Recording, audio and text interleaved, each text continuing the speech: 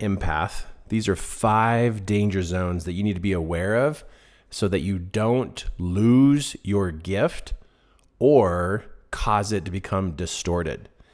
What happens is, as you are around people and electronics and all the different things that are going on around you, you have these multiple inputs, literally these multiple inputs of information coming into your system that floods the brain and overwhelms you very easily. Now, if you don't take breaks and give yourself, time to be away from people, be away from electronics, be away from loud noises, if you don't give yourself time to be away from these things, you're going to find yourself being overwhelmed, which also can bring you to levels of being sick for no reason at all, but just to be sick so you can get away from all these things. And so a danger zone here is plan on giving yourself breaks away from people and electronics and loud noises and bright lights and computers and technology. Because of your high level of inputs, you need that space to keep you at your optimal level of using your empath abilities. And so take care of yourself or your body is going to shut down. The next danger zone to pay attention to is that where you might be taking on other people's pains. The gift you have of being an empath is to be able to help people work through their challenges, because you can understand people further and deeper than they can even understand themselves. But along the way, you are going to feel and notice that people have pains. And your main mode of operation is to serve people and to help people, but you might unconsciously take on the pain that they have, or actually pull the pain out of them and soak it into your own heart. So you could be suffering at levels that you don't have to. So it's super important that you're conscious of this, that you let people keep their pains. You just help them work through the pain and help them work through their hurts. You don't have to take it from them for them to feel better. You can coach them, you can mentor them on how to work through those experiences that they've gone through that are causing these pains. And so just remember, you're not there to fix them, you're there to guide them. If empaths could just learn how to be guides and not be fixers. And if you ever find yourself in excessive sadness, that's also telling you took on the pains, the hurts, the troubles, the challenges of other people, and they've literally stacked up on top of you. And that's why this is number 2. This is why this is a danger zone. You don't have to pay the price for other people's pains. You guide them through what they're experiencing. So look for ways to learn how to become a guide, be a mentor, be a coach, and use your empath abilities with those skills, and you'll find yourself getting yourself out of that danger zone. Okay, the next danger zone, number 3, you can't discern between your thoughts and emotions and others. Yeah, there's this, all of your internal space, your personal space, is where a lot of information is stored. And if you don't keep that space, this space literally right here, if you don't keep this space just with your information and your emotions, and you allow other people's emotions and thoughts get in here, you're not going to be able to tell the difference. And when you can't tell the difference, what happens is you find yourself losing your own sense of direction. You really do. If you lose your senses, you lose your sense of direction. And so super important that you establish boundaries, that other people's feelings and thoughts get to stay in their personal space. You can tap in and read them, but you don't have to allow them to come into your space. And the only reason that happens is because you're just unaware of drawing the boundary, that you have a personal rule that other people's thoughts and emotions don't come into your space. And because if they get mixed in with yours, you're going to lose who you are.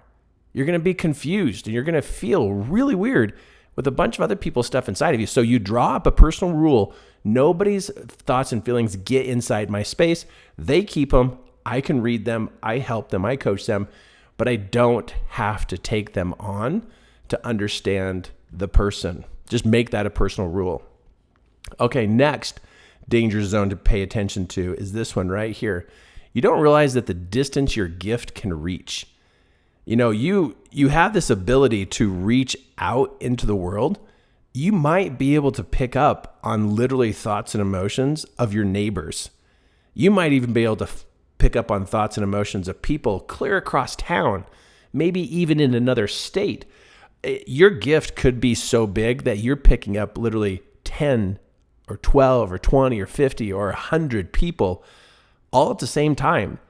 And so what happens is, the reason why this can be dangerous for you is that you can literally have trouble sleeping at night. You have difficulties in your own relationships because you can't discern between all these other people and the person that you love. You can't tell the difference. There's just so many mixed emotions. And so what you want to do is you want to practice noticing how far you can feel or sense other people.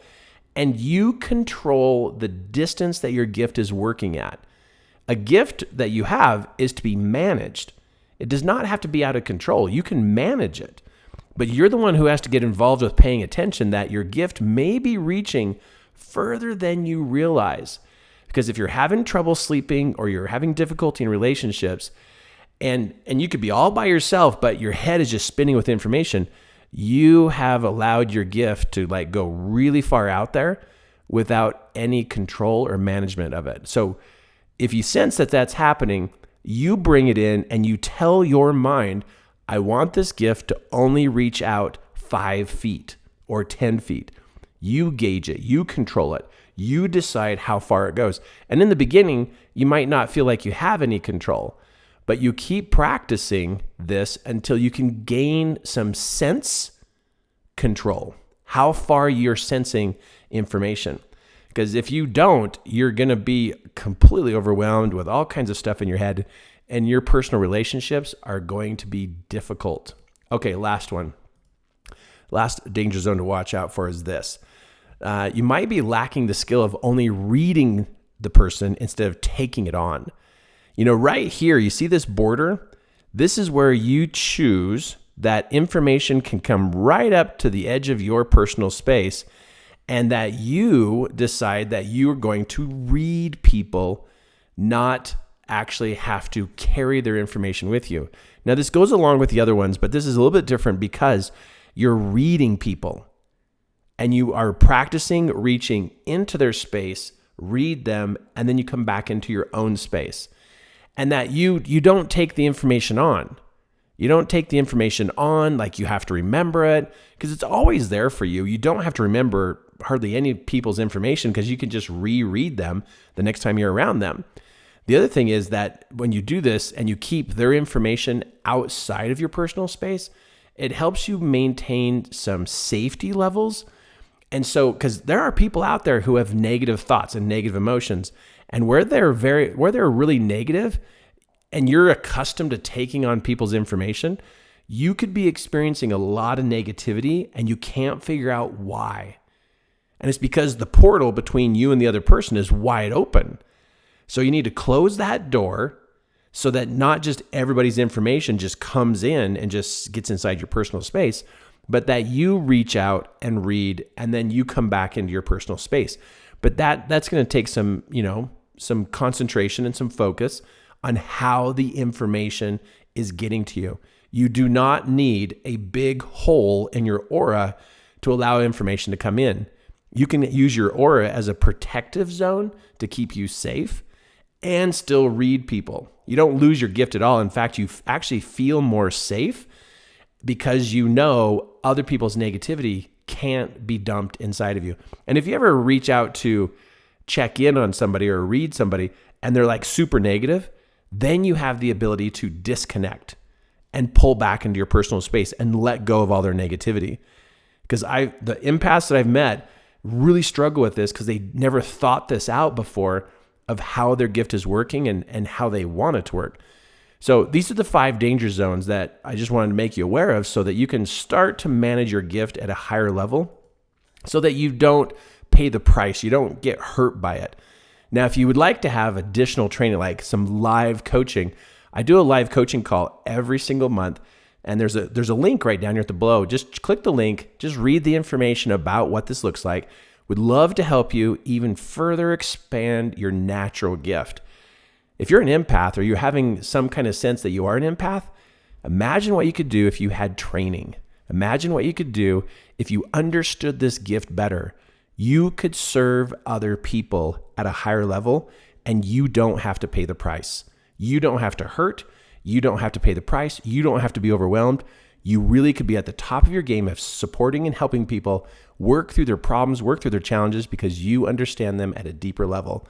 So down here at the bottom, go click that link right down here below. Click the link, read what I have for you. And if it matches what you're looking for, I would love to be able to share with you additional training and coaching to help you master your natural gift. Thank you.